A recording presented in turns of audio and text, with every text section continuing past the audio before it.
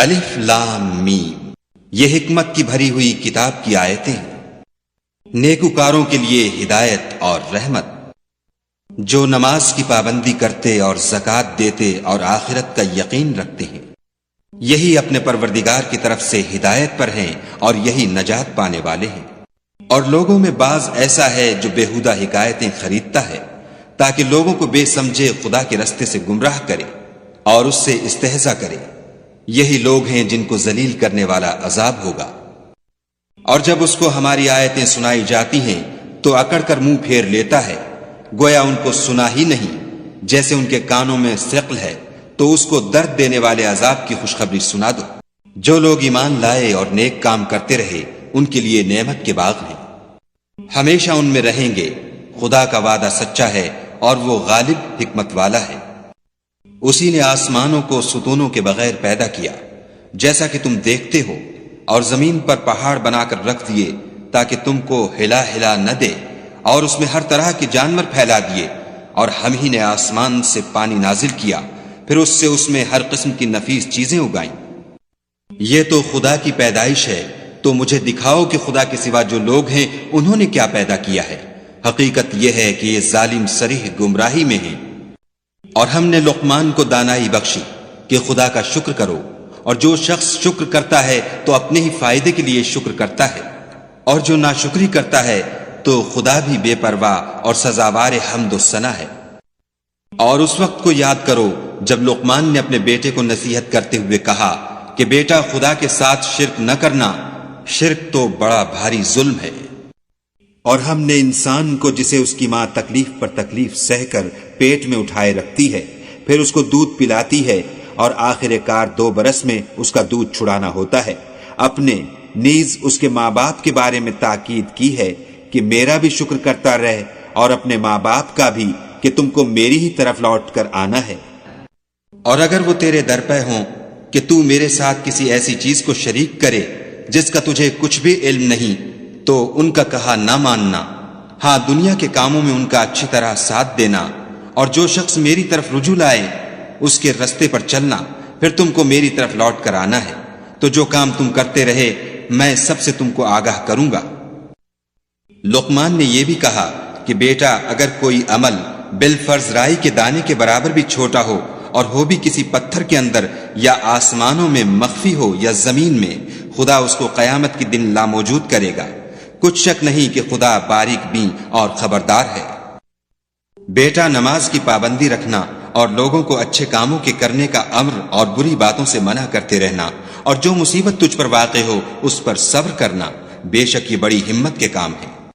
اور ازراہ غرور لوگوں سے گال نہ پھلانا، اور زمین میں اکڑ کر نہ چلنا کہ خدا کسی اترانے والے خود پسند کو پسند نہیں کرتا۔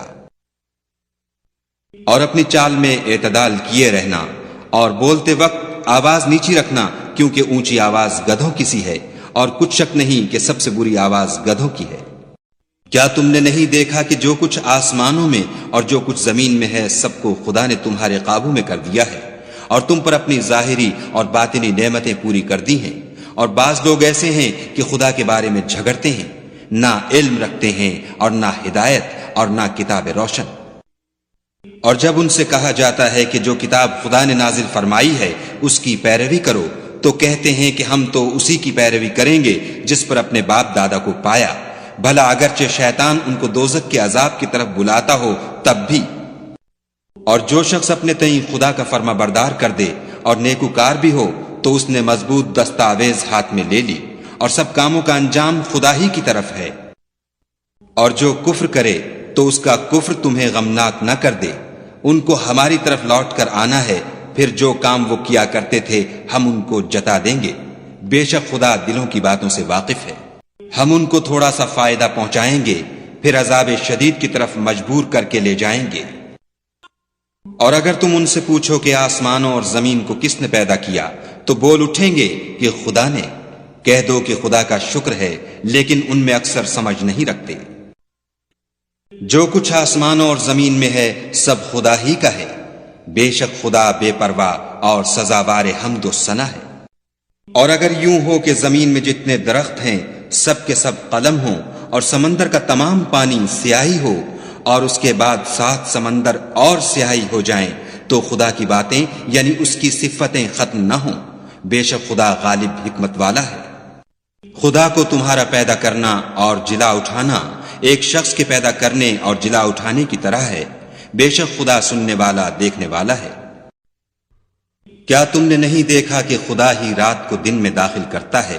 اور وہی دن کو رات میں داخل کرتا ہے، اور اسی نے سورج اور چاند کو تمہارے زیر فرمان کر رکھا ہے، ہر ایک ایک وقت مقرر تک چل رہا ہے، اور یہ کہ خدا تمہارے سب اعمال سے خبردار ہے۔ یہ اس لیے کہ خدا کی ذات برحق ہے، اور جن کو یہ لوگ خدا کے سوا پکارتے ہیں وہ لغو ہیں، اور یہ کہ خدا ہی عالی رتبہ اور گرامی قدر ہے۔ کیا تم نے نہیں دیکھا کہ خدا ہی کی مہربانی سے کشتیاں دریا میں چلتی ہیں تاکہ وہ تم کو اپنی کچھ نشانیاں دکھائے؟ بے شک اس میں ہر صبر کرنے والے اور شکر کرنے والے کے لیے نشانیاں ہیں۔ اور جب ان پر دریا کی لہریں سائبانوں کی طرح چھا جاتی ہیں تو خدا کو پکارنے اور خالص اس کی عبادت کرنے لگتے ہیں، پھر جب وہ ان کو نجات دے کر خشکی پر پہنچا دیتا ہے تو بعض ہی انصاف پر قائم رہتے ہیں، اور ہماری نشانیوں سے وہی انکار کرتے ہیں جو عہد شکن اور ناشکرے ہیں۔ لوگوں اپنے پروردگار سے ڈرو